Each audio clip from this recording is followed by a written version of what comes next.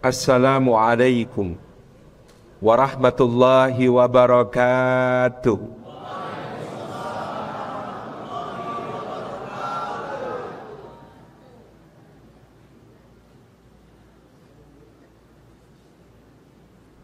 Tanah Minas, tanah penuh rahmat, banyak orang pergi mengaji. Kalau salam belum dijawab semangat, mari kita ulang sekali lagi. Assalamualaikum warahmatullahi wabarakatuh.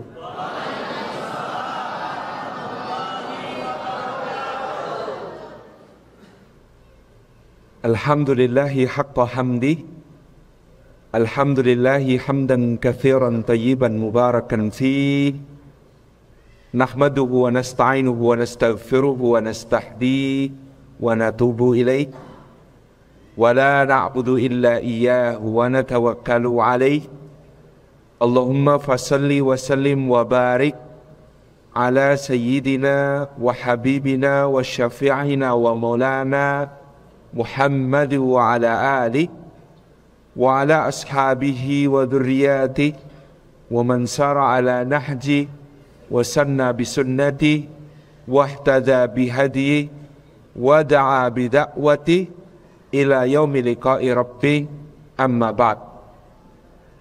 Hadratul afadil, hadratul mukarramin yang kita ta'zimi, para alim, para ulama, para asatid, para ustadzat, guru-guru umat semua, wabil khusus imam kita, guru kita Ustadz Muhammad Darwis, yang kita takdimi, yang kita hormati, jajaran pimpinan perusahaan dan manajemen PT Pertamina Hulu Rokan, seluruh board of directors dan seluruh jajaran keluarga besar PT Pertamina Hulu Rokan, yang kita takdimi Ketua BDI Minas yang dimuliakan oleh Allah Subhanahu wa taala, bapak-bapak, ibu-ibu, hadirin, hadirat, muslimin, muslimat, mukminin, mukminat, salihin, salihat. Kalau kata Tuan Guru Ustadz Abdul Somad, termasuk yang belum kawin dan belum sunat. Barakallahu fikum ajma'in yang tidak dapat kami sebut satu persatu. Puji syukur kehadirat Allah Subhanahu wa taala atas limpahan karunia-Nya pada malam yang indah ini. Allah menghimpun kita di rumah-Nya yang mulia. Semoga setiap langkah yang kita tempuh, tiap tapaknya menggugurkan dosa-dosa. Semoga setiap langkah yang kita tempuh, tiap tapaknya meninggikan derajat kita di sisinya. Semoga setiap langkah yang kita tempuh menjadi pemudah jalan kita semua menuju ke surga. Dan duduk kita semua disifati sebagai taman di antara taman-taman surga. Maka sebagaimana sabda Rasulullah sallallahu alaihi wa alihi wasallam, majtama'a qaumun fi baitin min buyutillah yatluna kitaballah wa yatadarasunahu bainahum illa ghashiyatuhumur rahmah wa haffatsumul malaikah wa nazalat alaihimus sakinah wa dzakarahumullahu fi man 'indah.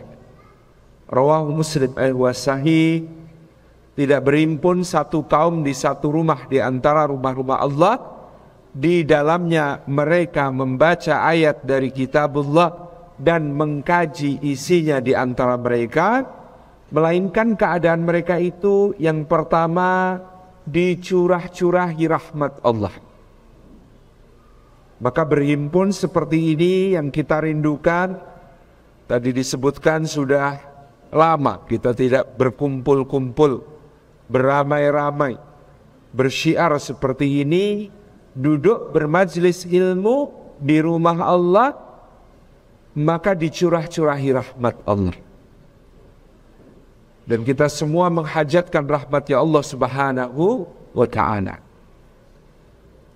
Kata Nabi SAW, tidak ada satupun di antara hamba-hamba Allah yang masuk surga disebabkan amal-amalnya. Kemudian para sahabat bertanya, tidak juga engkau ya Rasulullah? Maka Nabi SAW menjawab, tidak juga aku, kecuali bahwa Allah menganugerahkan rahmatnya kepadaku. Maka kita semua sangat berhajat pada rahmat Allah.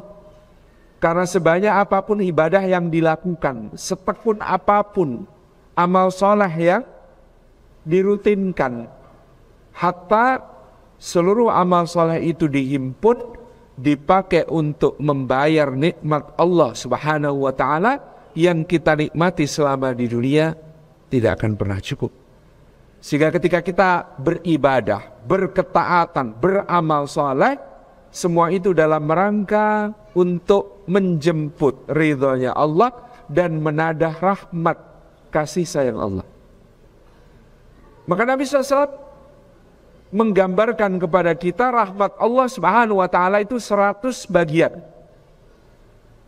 Satu bagian melekat pada sifatnya Ar-Rahman. Para ulama menerjemahkan Ar-Rahman, zat yang maha pengasih, kasihnya tidak pilih-pilih. Maka semua mendapatkan satu bagian rahmat Allah itu diturunkan ke dunia sejak awal zaman sampai akhirnya meliputi seluruh makhluk. Kayu, batu, pohon, tetanaman, jin, hewan, dan manusia, semua mendapatkan bagian dari rahmat Allah itu. Karena rahmat Allah itu kuda mengangkat kaki kalau hampir menginjak anaknya, sehingga seganas-ganasnya tidak akan memangsa anaknya. Karena rahmat Allah itu meliputi semua, yang mukmin maupun yang kafir, yang muslim maupun yang musyrik, semua mendapatkan bagian dari rahmat Allah itu. Maka namanya kasih. 99 bagian rahmat Allah melekat pada sifatnya Ar-Rahim, zat yang maha penyayang, sayangnya tiada batas berbilang. Dikhususkan untuk orang-orang yang beriman, bertakwa, disempurnakan, diberikan di akhirat, di dunia dicicip-cicipkan dengan begitu maha pemurah oleh Allah Subhanahu wa ta'ala. Maka Allah yarham Kiai Haji Zainuddin Abzad dulu mengatakan, jangan bangga dulu kalau dikasih, karena dikasih belum tentu disayang. Tapi kalau disayang biasanya dikasih. Kalaupun tidak dikasih pasti karena sayang. Bisa dipahami ya Pak ya? Jangan bangga dulu kalau dikasih, karena dikasih belum tentu disayang. Ada Fir'aun dikasih kekuasaan tapi tidak disayang. Ada Qarun dikasih harta banyak tetapi tidak disayang. Ada Abu Lahab diberi nasab mulia tetapi tidak disayang. Jangan bangga kalau dikasih, karena dikasih belum tentu disayang. Tapi kalau disayang biasanya dikasih. Bapak-bapak dikasih nggak? Merasa disayang, maka pasti dikasih oleh Allah. Ibu-ibu dikasih nggak sama Allah? Tapi kok nggak banyak Pak Ustadz ngasihnya? Beda sama konglomerat. Ibu-ibu lebih suka cukup atau lebih suka banyak, Bu? Cukup banyak ya. Bapak-bapak lebih suka cukup atau banyak, Pak? Cukup banyak. Bu, saya kasih tahu, kalau ibu punya sepatu jumlahnya banyak tapi tidak ada yang cukup, repot. Karena nggak bisa dipakai. Sepatu meskipun banyak, kalau tidak ada yang cukup, repot. Maka lebih baik cukup. Cukup apa? Cukup banyak. Masya Allah ya. Kalaupun tidak dikasih, pasti karena sayang. Punya anak umur 3 tahun minta korek api, minta petasan, minta gunting, minta pisau. Dikasih nggak Bu? Kenapa kalau tidak dikasih? Karena sayang. Masya Allah. Maka kalau ada doa belum dikabulkan, mungkin karena sayang. Masya Allah. Lah gimana mau semua dikabulkan? Ada bunga desa yang minta jadi suaminya 17 orang. Kan tidak mungkin dikabulkan semua. Kalaupun tidak dikasih, pasti karena sayang. Masya Allah. Maka inilah rahmat Allah. Kita tadah di antaranya dalam majelis ilmu. Orang kalau sudah dapat rahmat Allah, maka dia menjadi rahmat bagi yang lain. Inilah Allah berfirman kepada orang yang mendapatkan rahmatnya yang paling banyak, namanya Muhammad sallallahu alaihi wasallam. Allah katakan kepada beliau, fabima rahmatim minallahi lintalahum walau kunta faddan ghalidhal qalbi lang faddu min haulik.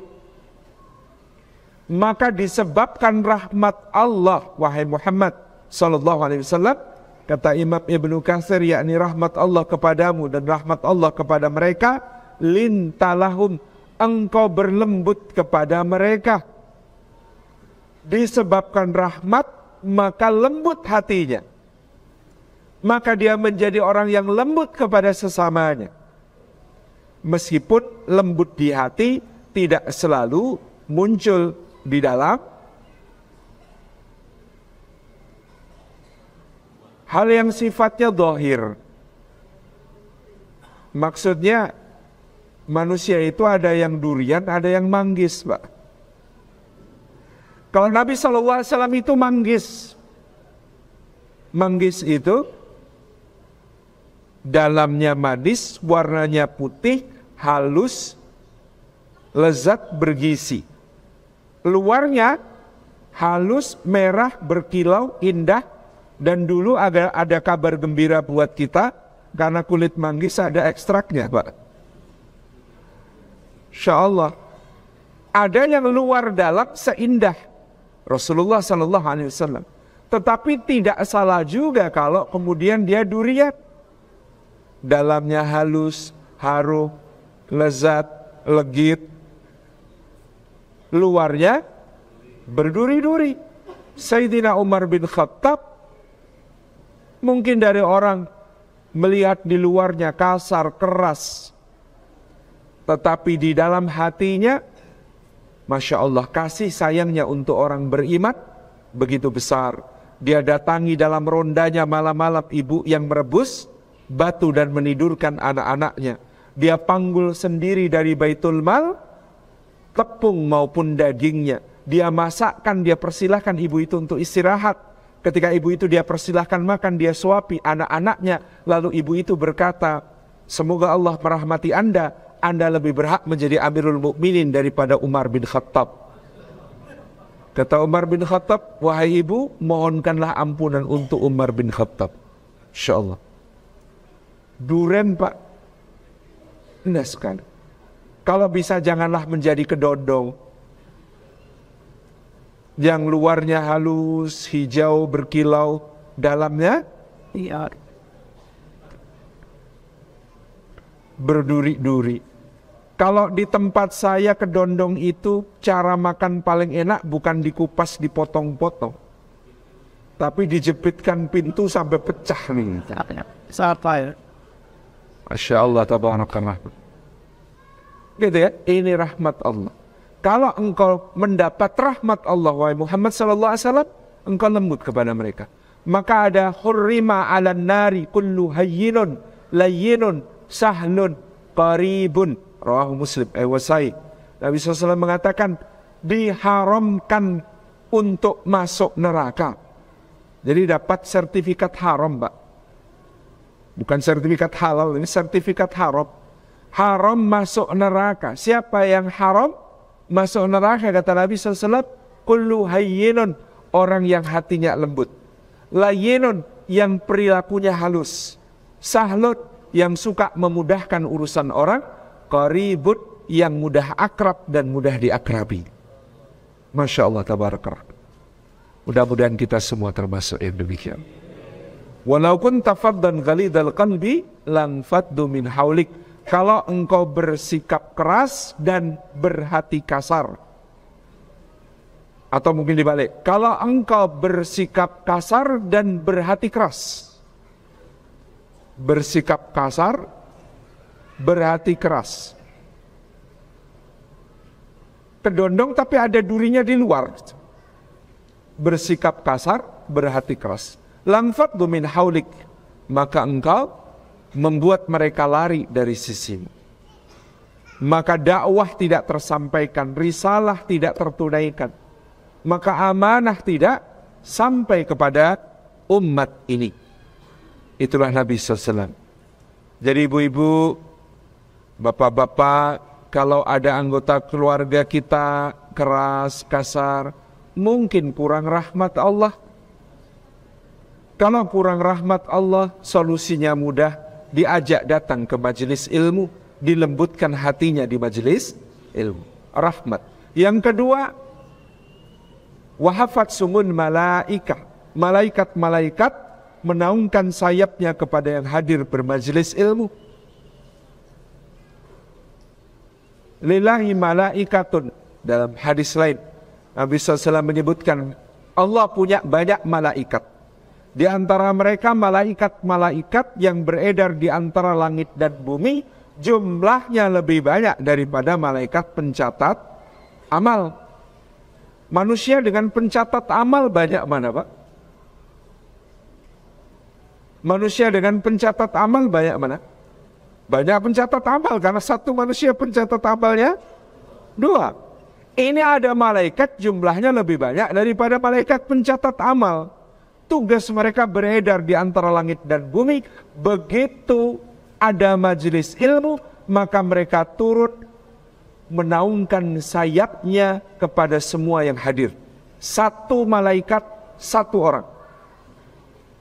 Dan malaikat itu du ajnihatin masna wa thulatha wa ruba.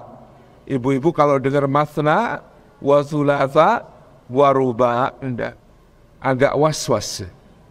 2 atau 3 atau 4. Ini kita sedang membicarakan sayap malaikat.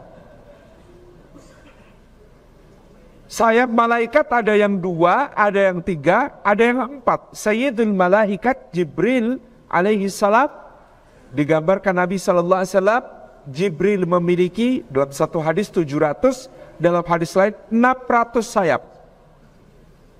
Yang kalau satu saja dibentangkan oleh Jibril, sayapnya itu tertutup seluruh ufuk dari timur sampai ke barat. Maka malaikat dalam Islam itu begitu agung, begitu dahsyat. Bukan seperti bayi kecil sayapnya kecil bawa anak panah, enggak. Stop. Tabaraka rahman. Malaikat itu hadir, menaungkan sayap sepanjang majelis, memohonkan ampun kepada Allah. Begitu majelis ditutup, naik a'raju wa sa'adu ilallahi tabaraka wa ta'ala. Naik menghadap kepada Allah subhanahu wa ta'ala. Lalu terjadi dialog antara Allah dengan mereka. Allah bertanya, padahal dia maha tahu. Dari mana kalian? Ya Allah, min indi ibadik, kami dari sisi hamba-hambamu. Apa yang mereka minta? Kata Allah, mereka minta surgamu. Memangnya mereka pernah melihat surgaku? Tanya Allah. Wa hal ra'au jannati, pernah mereka melihat surgaku? Tidak ya Allah. Wa kaifa law ra'au jannati, Allah memuji kita semua ini yang belum pernah lihat surga, tapi yakin gak surga itu ada? Yakin. Ketika minta sama Allah, mintanya serius atau main-main Pak minta surga? Serius. Maka kata Allah, wa kaifa law ra'au jannati, kalau kalian wahai malaikat beriman kepadaku, beriman kepada surgaku, maka wajar karena kalian pernah lihat.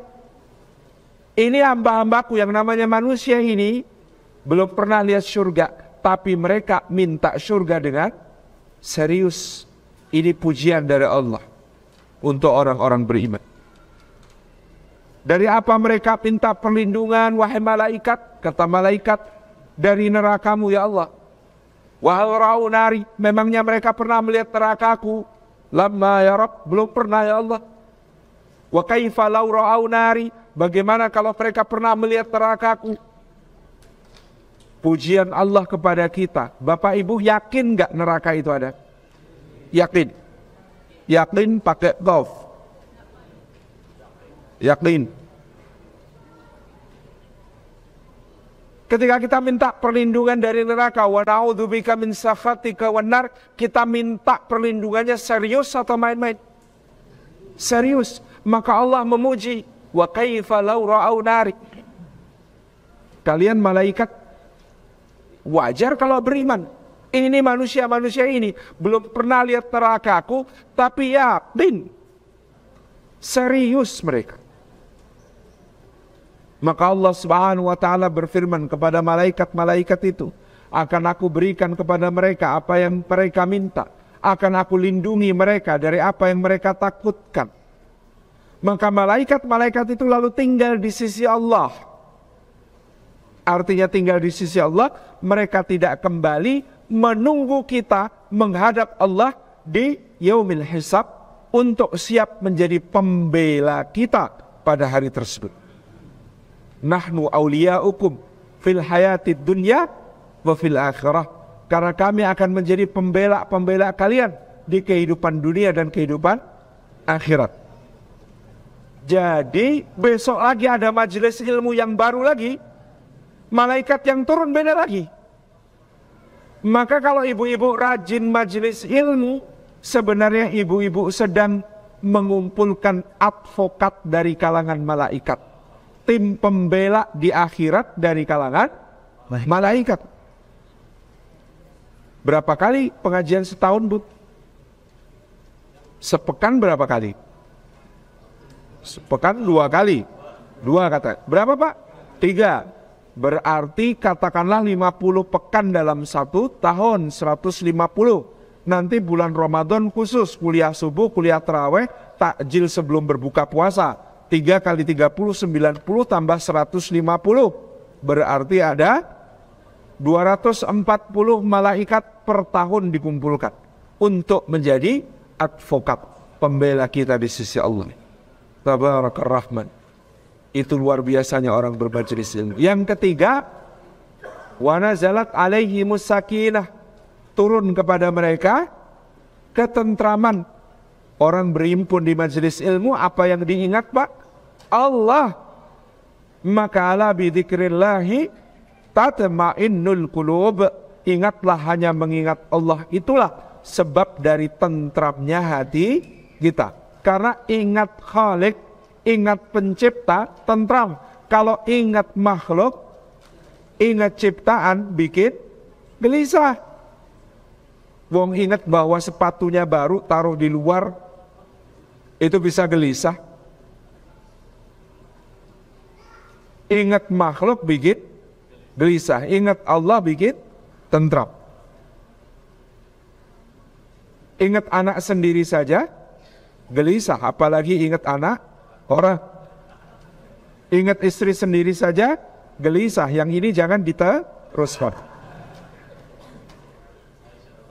Ini ya, ingat makhluk gelisah, ingat Allah tentram, karena kita yakin Allah lebih besar daripada kehilangan kita, Allah lebih besar daripada masalah kita, Allah lebih besar daripada kekhawatiran kita, Allah lebih besar dari kesedihan kita, Allah lebih besar dari semua ketakutan kita.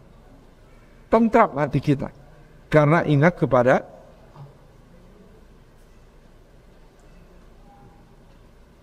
yang keempat, wa dzakarahumullahu fi man indah.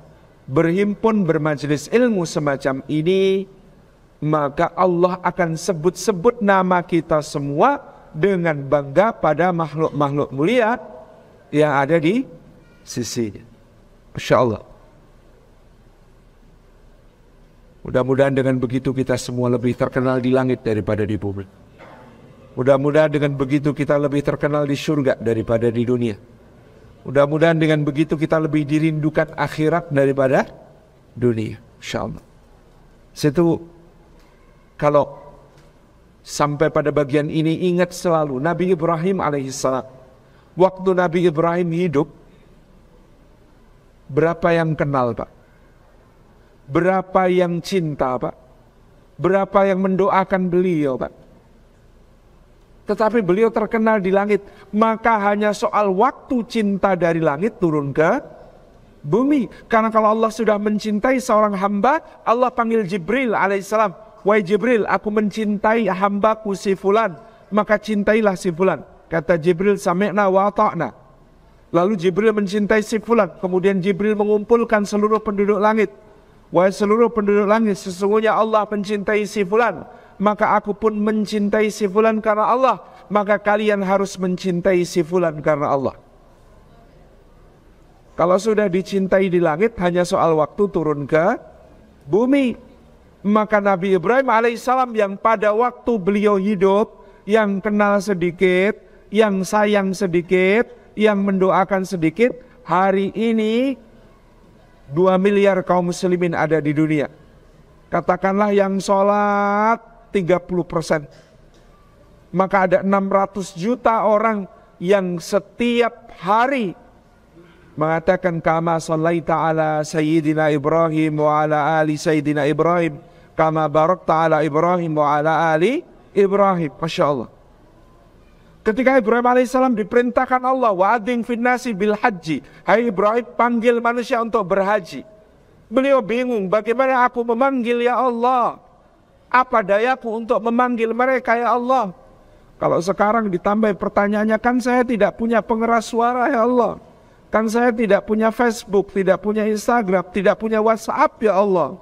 Bagaimana saya panggil mereka ya Allah? Allah mengatakan kepada Ibrahim alaihissalam, tugasmu memanggil, aku yang akan mendatangkan mereka.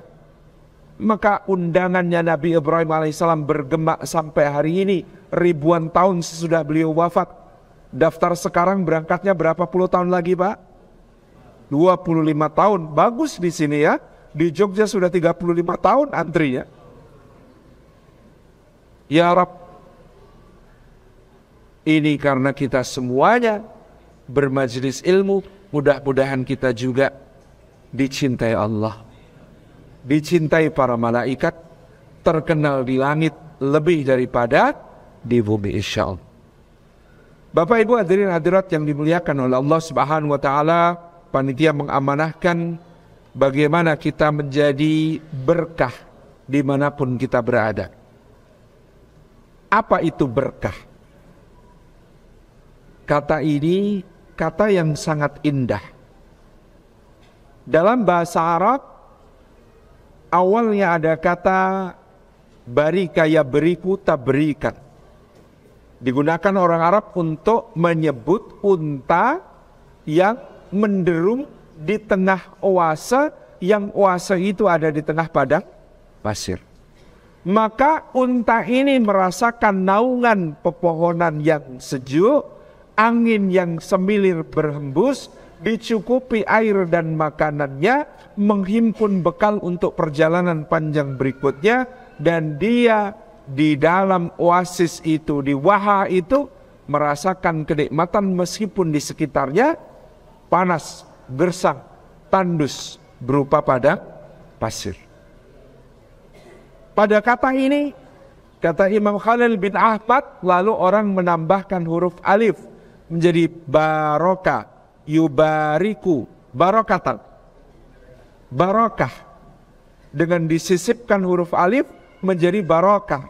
Nah, kata barokah itu masih menurut beliau memiliki 3 makna penting.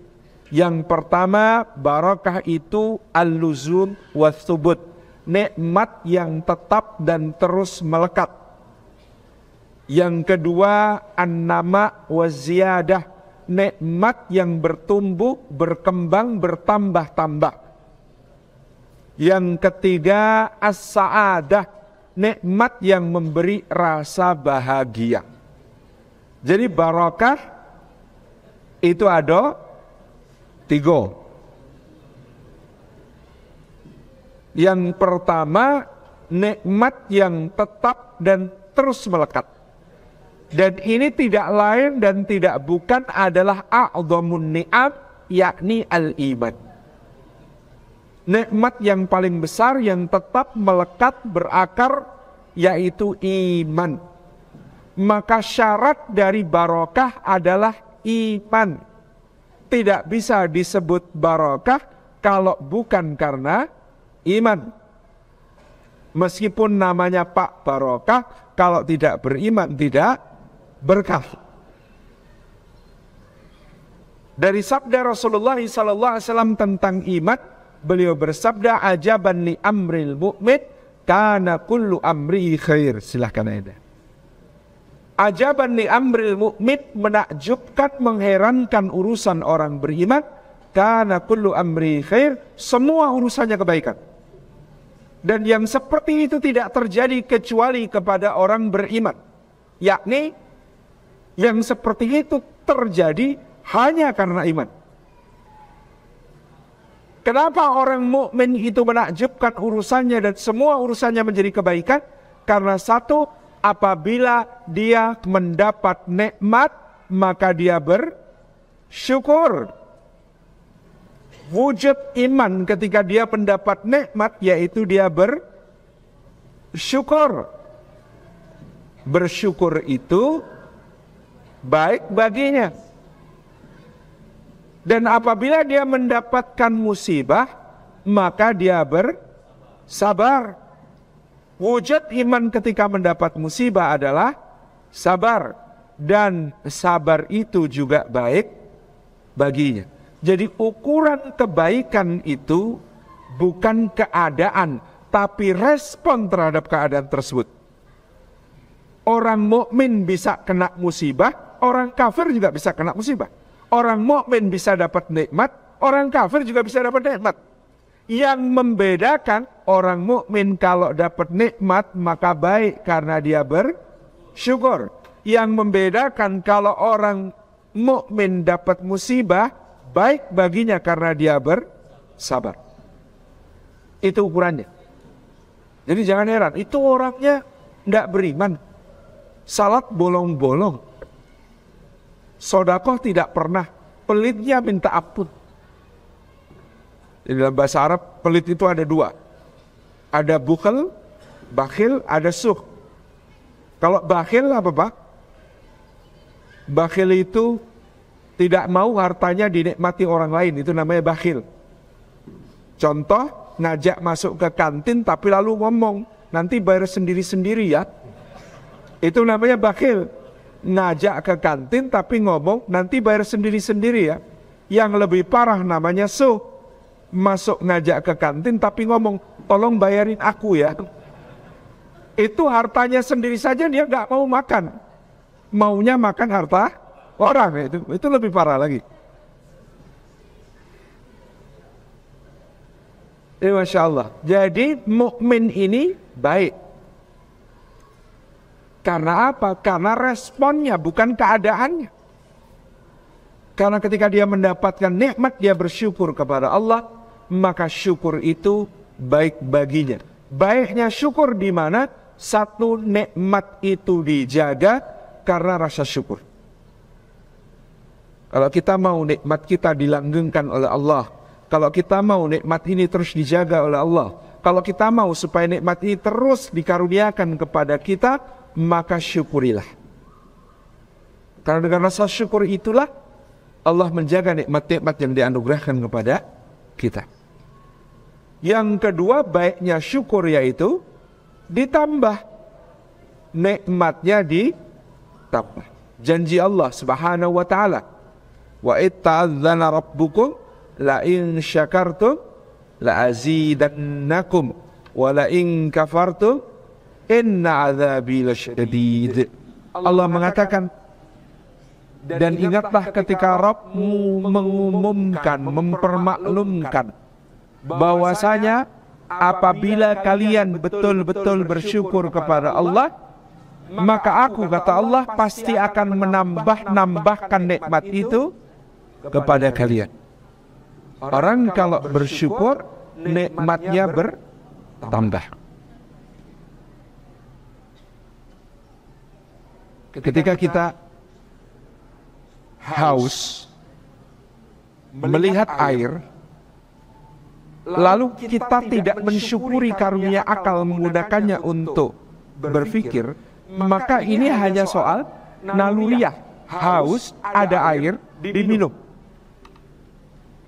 Tetapi ketika kita sebagai orang beriman bertafakur tentang nikmat Allah, maka saya kemudian misalnya melihat jam tangan. Betapa Allah Maha tahu bahwa pada jam 9 waktu Indonesia Barat di Masjid Al-Fattah Minas, Salim Afilah sudah merasa haus.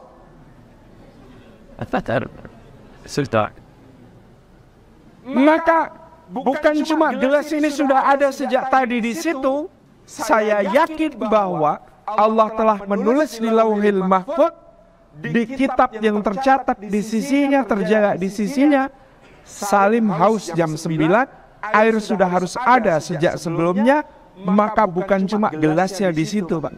Sejak bertahun-tahun yang lalu Allah telah memerintahkan agar matahari bersinar di atas samudra. Lalu panas itu membuat air di lautan menguap ke atas. Air di lautan yang menguap ke atas itu lalu terbentuk menjadi awan terkondensasi di atmosfer. Tertiup angin bergerak perlahan-lahan menuju ke arah pegunungan. Ketika sampai di pegunungan, perbedaan tekanan udara, perbedaan suhu, maka dia pun turun sebagai hujan. Ketika dia turun sebagai hujan, tidak langsung jatuh ke tanah. Cobalah tengok dahan dan ranting, pohon dan kebun, basah semua. Turunlah dia pulang, masuk ke pori-pori tanah, masuk ke celah-celah bebatuan, bergerak karena gaya tarik bumi makin turun sampai di satu tempat ada celah, dia pun memancar keluar.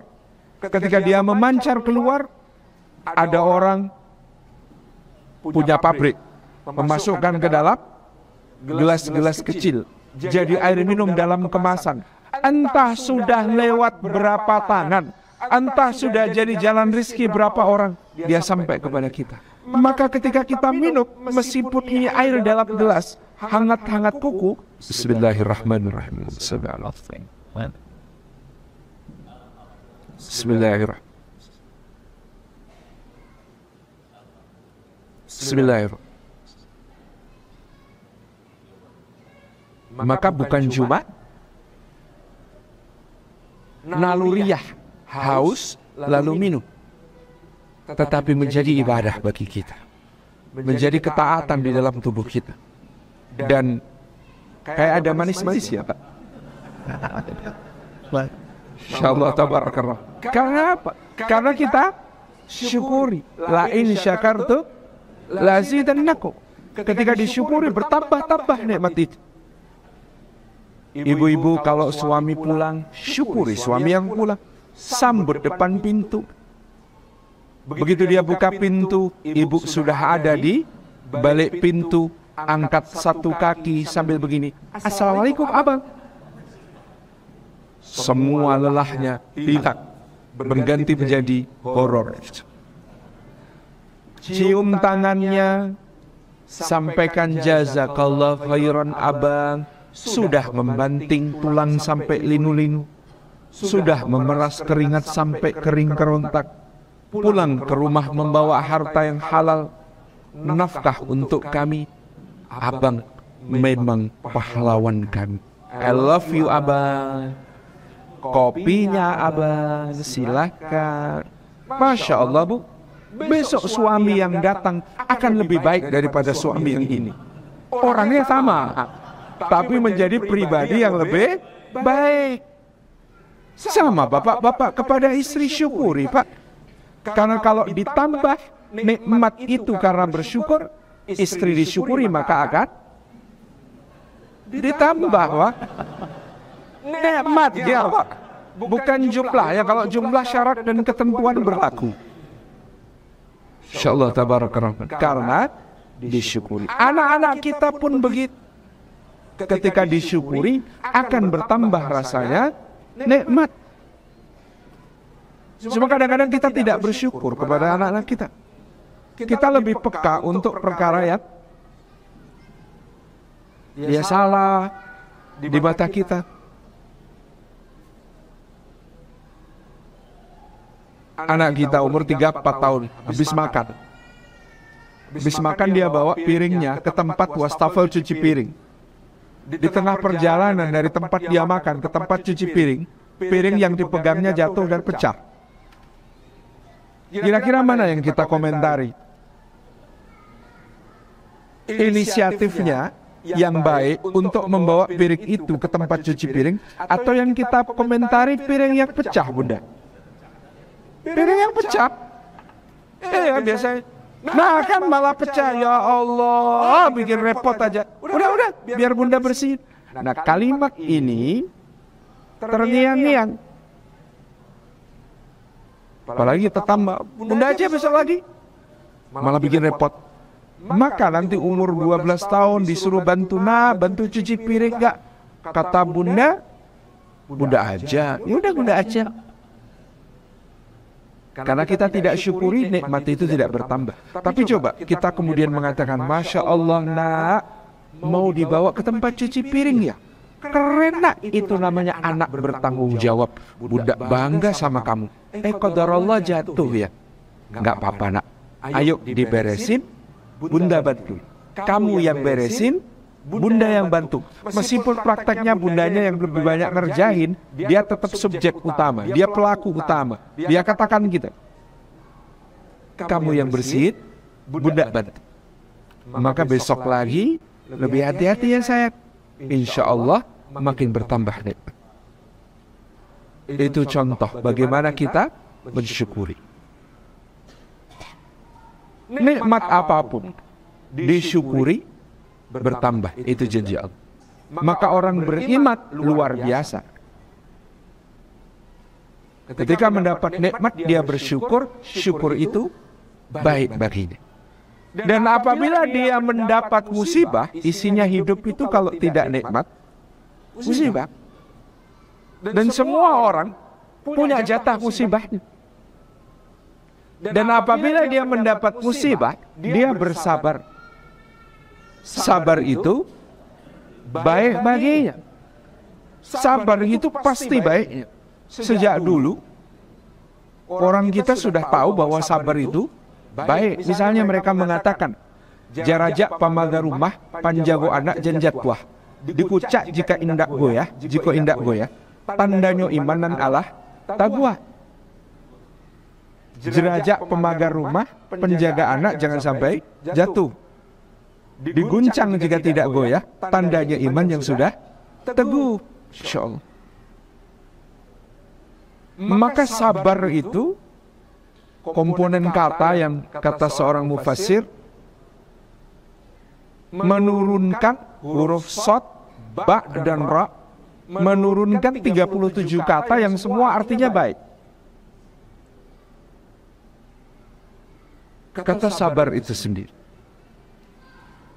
Dan Masya Allah Bapak, ayat di dalam Al-Quran yang memastikan bahwa semua orang diuji dengan bala, itu diakhiri oleh Allah dengan berita gembira.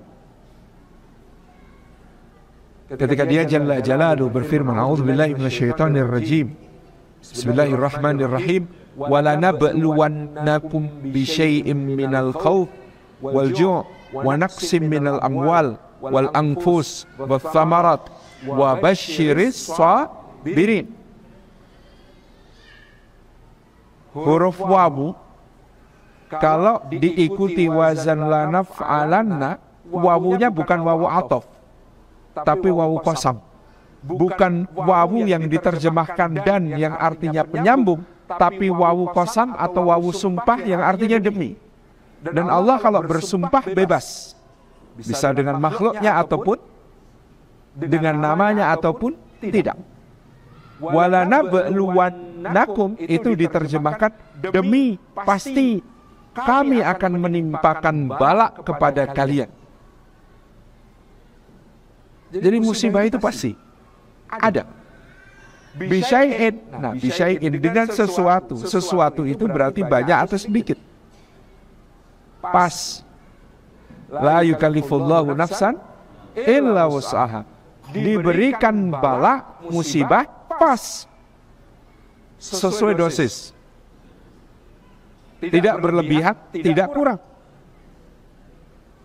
Minal khauf berupa rasa takut, walju dan rasa lapar, wa naqsim minal amwal berkurangnya harta, wal anfus berkurangnya jiwa, orang-orang yang kita sayangi tidak lagi bersama kita, wasamarat berkurangnya buah-buahan, ada panen yang meleset, estimasinya sekian, ada investasi yang tidak sesuai dengan proyeksi, dan seterusnya. Wabashir sabirin, Allah menutup ayat ini dengan kata-kata, berilah kabar gembira kepada orang-orang yang sabar. Bagaimana orang yang sabar itu bergembira? Satu, bapak-bapak kalau ada yang bilang, I love you, aku mencintaimu, gembira nggak Pak? Tergantung siapa yang ngomong. Ibu-ibu kalau ada yang ngomong, I love you, aku sayang padamu, aku mencintaimu, seneng nggak Bu? Tergantung siapa yang ngomong. Tapi kalau yang ngomong adalah wallahu yuhibbus sabirin, dan Allah cinta kepada orang yang sabar, pasti kita bahagia sekali. Jadi sabar itu yang pertama, dicintai Allah. Gimana kita nggak gembira? Yang kedua, kalau ada yang ngomong, aku akan selalu di sisimu, aku akan selalu bersama, aku tidak akan pernah meninggalkan. Senang nggak Pak? Ibu-ibu senang nggak Bu? Senang. Maka orang yang sabar pasti senang banget, karena yang mengatakan begitu, innallaha ma'as sabirin, sesungguhnya Allah beserta orang-orang yang sabar. Yang ketiga, bapak-bapak senang nggak kalau digaji? Gajinya itu unlimited, gajinya itu bighairi hisab, tanpa hitungan. Senang nggak Pak? Ibu-ibu senang nggak kalau suaminya gajinya unlimited? Gajian, siapa mana gaji saya? Itu di sebelah. Oh itu apa? Gudang emas. Lu seberapa gaji saya? Ambil semuanya, bebas, banyak-banyaknya. Gajian, mana gaji saya? Ini, loh apa ini? Kertas cek. Kok masih kosong? Boleh ditulis berapapun. Kok panjang banget? Iya, tidak terbatas. Senang nggak kira-kira digaji begitu? Insya Allah. Dan di dalam Al-Quranul Karim Allah mengatakan tentang amal bernama sabar, wa innama yuwaffas sabiruna ajrahum bighairi hisab, dan sesungguhnya hanya saja orang yang sabar itulah pahalanya disempurnakan Allah tanpa batas. Kalau amal lain itu pahalanya ada hitungannya. Salat berapa hasanat, kalau kemudian berjamaah lipat 27, ya. Yang namanya sedekah ada hitungannya, lipat 10, lipat 700. Itu masih ada hitungannya. Baca Quran 1 huruf 10 hasanat. Aku tidak mengatakan alif lam mim 1 huruf, tetapi alif 1 huruf, lam 1 huruf, mim 1 huruf. Masih ada hitungannya. Tapi kalau sabar, wa innama yuwaffas sabiruna ajrahum bighairi hisab. Sabar itu nggak ada hitungannya pahalanya, tanpa batas. Maka karena itulah sabar itu ditarif oleh para ulama. Sabar itu kemenangan akal atas hawa nafsu. Sabar itu kemenangan akal atas hawa nafsu. Pengennya apa, tapi kita tahan. Jadi akal menang atas hawa nafsu. Kira-kira malaikat bisa sabar gak Pak? Malaikat tuh bisa sabar gak Pak? Enggak, malaikat gak didesain untuk sabar, karena gak punya hawa nafsu. Kan pengertiannya sabar itu kemenangan akal atas hawa nafsu. Kalau malaikat punyanya akal tetapi tidak punya hawa nafsu, maka dia tidak bisa sabar, karena tidak didesain untuk itu. Sehingga ketika ahli surga memasuki surga, sambutan khusus khusus pakai kha dan pakai sad. Khusus. Sambutan khusus itu untuk amal yang bernama sabar. Salamun alaikum bima sabartum. Amal lain ada, Pak? Gak ada yang disambut khusus. Salamun alaikum bima sabartum. Salam sejahtera atas kalian karena kalian telah bersabar. Apa ada? Salamun alaikum bima shallaitum? Gak ada. Salamun alaikum bima sumtum? Gak ada. Salamun alaikum bima sadaqtum? Gak ada. Bima anfaqtum? Gak ada. Yang ada salamun alaikum bima sabartum. Masya Allah. Sambutannya khusus, Pak. Congratulations and celebration. Khusus untuk orang sabar. Ketika masuk di surga Allah. Dicintai, dibersamai, pahala tak terbatas, disambut khusus. Ulaika alaihim salawatu min rabbihim wa rahmah wa ulaika humul muhtadun. Masih begitu ditambahi sama Allah penegasan, orang sabar itu orang yang mendapatkan salawat, jaminan kebaikan dari Allah, rahmat, kasih sayang Allah, muhtadun, menjadi orang yang mendapat petunjuk.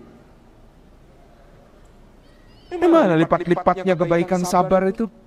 Luar biasa. Maka barokah terletak di situ, di dalam syukur dan sabar sebagai ekspresi keimanan. Luzub wa thubut, karena iman kalau mau punya barokah, iman yang harus dijaga tetap dan terus melekat. Yang kedua, barokah itu letaknya pada an-nama wa ziyada, nikmat yang bertumbuh, berkembang, bertambah-tambah. Jadi kalau yang pertama tadi, barokah itu nikmat yang tetap dan terus melekat. Yang kedua, nikmatnya ini bertambah, berkembang, meluas. Kalau kita mau barakah, maka diri kita pun harus bertambah.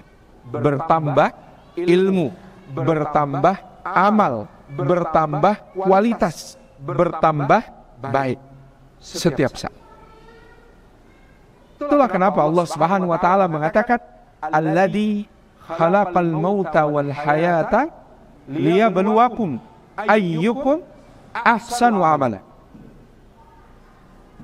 Wa huwal azizul ghafur. Dialah Allah yang menciptakan kematian dan kehidupan untuk menguji siapa di antara kalian yang terbaik amalnya. Kematian dan kehidupan. Kita ini mati dulu baru hidup atau hidup dulu baru mati? Hidup dulu baru mati. Betul, Pak. Kita ini hidup dulu baru mati atau mati dulu baru hidup? Hidup dulu baru mati, ya.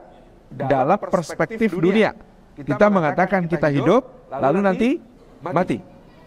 Tetapi Allah di dalam ayat ini mengatakan khalaqal mauta wal hayata, menciptakan kematian disebut dulu, baru kemudian kehidupan. Kenapa? Kata Imam Ibnu Katsir mengutip dari para sahabat radhiyallahu anhum ajma'in, karena hakikat dunia adalah kematian dan hakikat akhirat adalah kehidupan. Dunia ini hakikatnya mati. Karena kita semua yang hidup ini sudah divonis mati. Kullu nafsin dha'iqatul maut. Semua yang bernyawa pasti akan mati. Maka kita semua ini sudah divonis mati, cuma nggak tahu kapan eksekusinya. Sama juga terpidana mati itu juga kadang-kadang nggak tahu kapan eksekusi. Sama hakikatnya kita semua sudah divonis mati. Dan untuk mati tidak harus tua, dan untuk mati tidak harus sakit. Semua sudah divonis mati. Hakikat dunia kematian, hakikat akhirat kehidupan. Dan hidup akhirat lebih lama daripada hidup. Wal akhiratu khairu wa abqa. Dan akhirat itu lebih baik dan lebih kekal. Maka betul, dunia itu kematian, akhirat itu kehidupan. An-nama wa ziyadah. Karena kita ingin terus bertambah dan berkembang. Pertanyaannya, bagaimana kita mengatur amal di dunia? Imam Sufyan Ats-Tsauri punya nasihat menarik. Kata beliau begini, "A'mal li dunyaka biqadri ma satabqa fiha, wa amal li akhiratika biqadri ma satabqa fiha." Beramallah untuk duniamu seukur kadar berapa lama kau tinggal di dunia. Beramallah untuk akhiratmu seukur berapa kadar engkau tinggal di sana. Coba kita bandingkan, dunia berapa lama Pak kita ini? Sampai mati. Umatnya Nabi Muhammad SAW katakanlah 60 sampai 70 tahun. Lebih dari itu bonus, kurang dari itu diskon. 60-70 tahun. Hidup akhirat berapa lama Pak? Khalidina fiha abada. Mereka kekal di dalamnya selama-lamanya. Kalau begitu 24 jam sehari, bagaimana kita membaginya? Berapa yang untuk akhirat, berapa yang untuk dunia?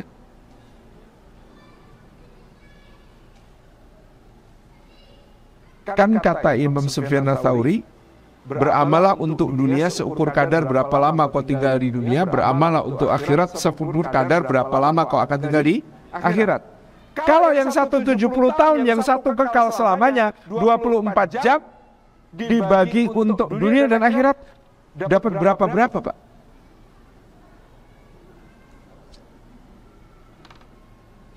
Susah ya?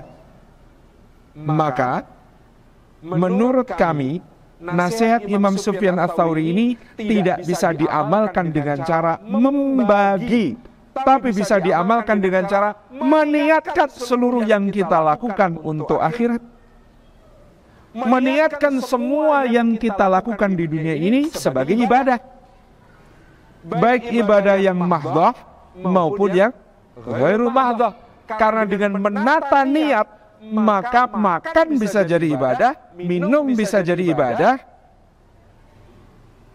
tidur bisa jadi ibadah, mandi bisa jadi ibadah, pipis bisa jadi ibadah. Semua yang kita lakukan bisa menjadi ibadah. Semua diniatkan untuk ibadah. Semua diniatkan untuk akhirat. Kalau orang Jawa mengatakan tuku sapi oleh tali, tuku tali orang oleh sapi.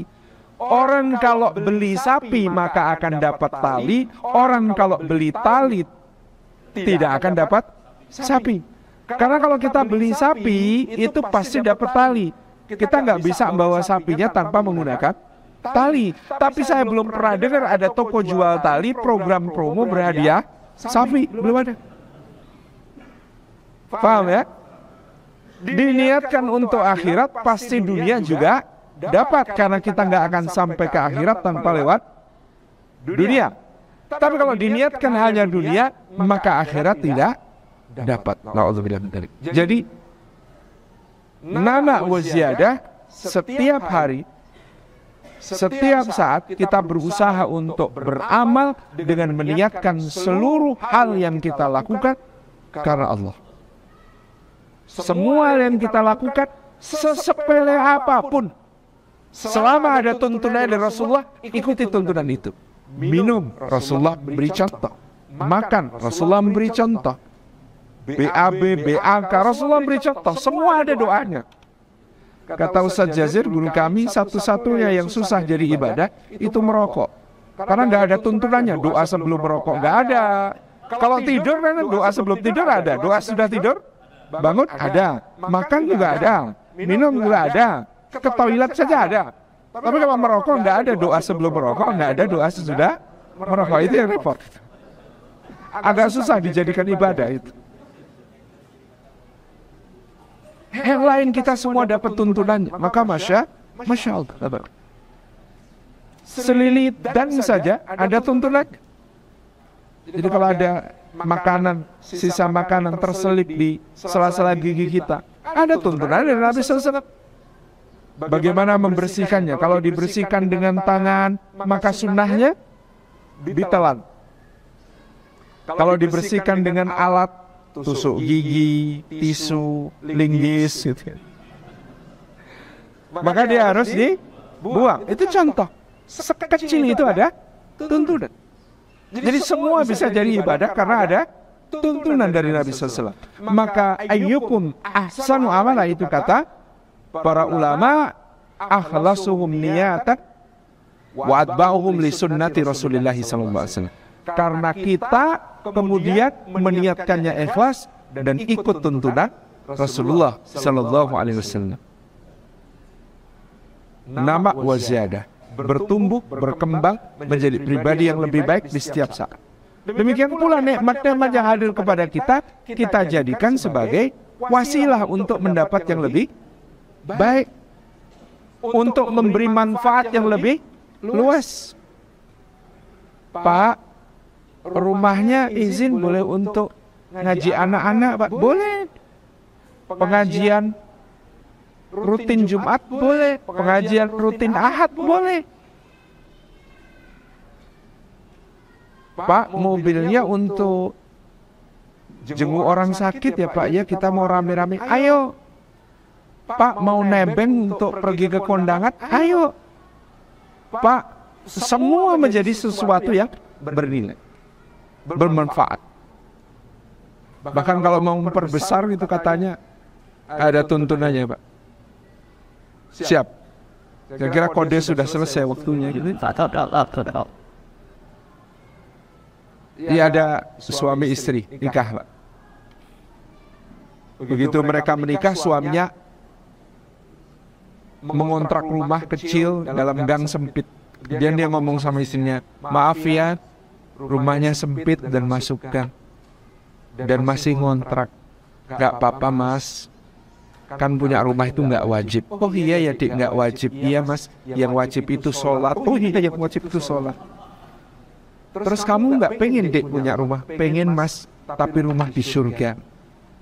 Kalau di dunia asal bersamamu, pindah kemanapun aku rela. Masya Allah. Tapi istrinya ini pintar memperbesar rumah Pak. Tahu caranya memperbesar rumah Pak? Tiap sore beli jajanan, anak-anak tetangga dikumpulin, diajarin ngaji di rumah itu. Makin lama anak-anak tetangga yang datang makin banyak. Beberapa bulan kemudian suaminya terpaksa mengontrak rumah yang lebih besar. Maka rumahnya menjadi lebih besar. Anak-anak itu makin banyak yang datang mengaji kepadanya. Sampai satu saat, anak-anak itu, ya kita kan rumah kontrakan.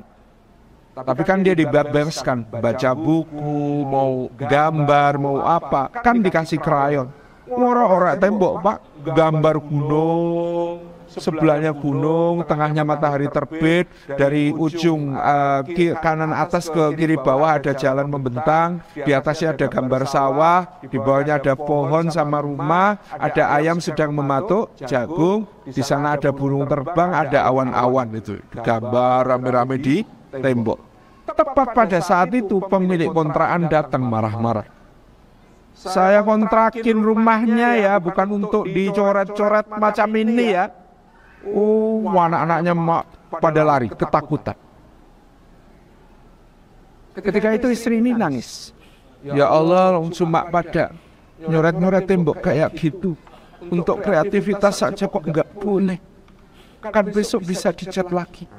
Ketika istrinya nangis, suaminya berdoa, ya Allah, kalau punya rumah itu baik ya Allah. Bisa untuk anak-anak ngaji. Kalau nyoret-nyoret tembok nggak ada yang memarahi ya Allah, maka kami nggak keberatan ya Allah dikasih rumah gitu. Loh bapak-bapak dikasih rumah keberatan nggak Pak? Kok enggak? Dihisap loh Pak. Jadi dunia ini kata Sayyidina Ali bin Abi Thalib repot. Halalnya dihisap, haramnya diadab. Dan hisap itu memperlambat kita yang seharusnya masuk surga. Karena diaudit Pak. Nah, makanya dia doanya, ya sudah ya Allah kami nggak keberatan kalau gitu dikasih rumah. Hanya beberapa bulan kemudian ada orang nawarkan rumah, dibayar udah, dicicil boleh, didapat harga diskon, pindahan saja difasilitasi, disewakan truk. Tabarak. Lu kenapa kau jualnya ke saya? Kan kalau yang beli sampean dipakai untuk ngaji, kami dapat pahalanya, ya toh? Ya kalau mau dapat pahalanya diskonnya yang banyak, Bu. Tambah pula. Dimudahkan. Jadi kalau kita mau memiliki sesuatu di dunia ini, salah satu tips terbaiknya adalah siapkan jawabannya kalau besok diaudit sama Allah. Ya Allah, beri kami rumah, ya Allah. Allah kan tanya nanti, buat apa? Nah, kalau kita sudah mencicil jawaban di dunia, maka buat apa di akhiratnya jadi ringan. Dan datangnya karunia juga jadi ringan, insya Allah. Ya Allah, anugerahkan suami yang soleh. Kata Allah, buat apa? Suami soleh memangnya buat apa? Ya Allah, minta istri solihah. Istri solihah buat apa? Siapkan jawaban atas semua yang kita minta kepada Allah. Itu yang akan meringankan hisab di akhir. Nama waziyadah. Dengan begitu kita terus bertumbuh, bertambah, meluas, insya Allah. Ini yang kedua. Yang ketiga, sa'adah. Sa'adah itu bahagia. Tapi bahagianya karena ketaatan kepada Allah. Bukan bahagia karena benda-benda. Mari melatih hati kita untuk bahagianya karena ketaatan. Karena amal soleh. Salat, ya Allah, Engkau memberi taufik kepadaku untuk bisa sujud kepadamu. Nikmat, ya Allah, bahagia, ya Allah. Ya Allah, ketika orang lain sibuk, bermacam-macam sibuk, Engkau berikan waktu kepadaku bisa hadir majelis ilmu. Nikmat, ya Allah, bahagia, ya Allah. Ya Allah, ketika yang lain membelanjakan hartanya bingung untuk apa, bahkan lalu jadi sia-sia atau maksiat, Engkau berikan taufik kepadaku supaya bisa sedekah. Nikmat, ya Allah, bahagia, ya Allah. Bahagia karena taat. Berdoa juga bikin bahagia. Kata Imam Ibnu Athaillah As-Sakandari, kita belum menjadi hamba sejati kalau belum mencintai doa itu sendiri lebih daripada mencintai terkabulnya doa. Karena terkabulnya doa hanyalah sesuatu. Doa itu kemesraan dengan Allah. Dan berdoa itu kan bukan memberitahu Allah apa hajat kita, wong Allah Maha tahu. Doa itu berbincang mesra dengan Allah agar Allah ridhoi apa yang Dia anugerahkan kepada kita. Kalau kita lagi kasmaran, seneng sama seseorang, lebih seneng mana? Dikasih bunga lalu ditinggal pergi, atau ditemani jalan-jalan seharian gandengan tangan? Kita seneng mendingan ditemani seharian, gak usah pisah, daripada dikasih sesuatu tapi lalu ditinggal. Sama dengan Allah pun harusnya begitu. Diberi kesempatan berakrab bermesra dengan Allah, itu sesuatu yang lebih membahagiakan. Saya kira demikian tentang barakah dimanapun kita berada. Luzum wasubut, nikmat tetap melekat. Nama waziyadah, nikmat bertumbuh, berkembang, meluas dengan amal. Dan juga kesadaran kita bahwa semua karunia ada hisabnya. Dan bahagia karena ketaatan kepada Allah Subhanahu wa ta'ala. Jazakumullahu khairan. Sekali lagi kata orang Minang, bari bendi di Indarwang, mandaki tarawih Siti Jolawi, jan barat di tangan Madaiwang, nanti arwi membawa hanyui, kata begitu. Jadi berderet bendi di Indarung, mendaki terus Siti Jolaut, jangan berhenti tangan mendayung, nanti arus membawa hanyut. Barakallahu fikum. Assalamualaikum warahmatullahi wabarakatuh.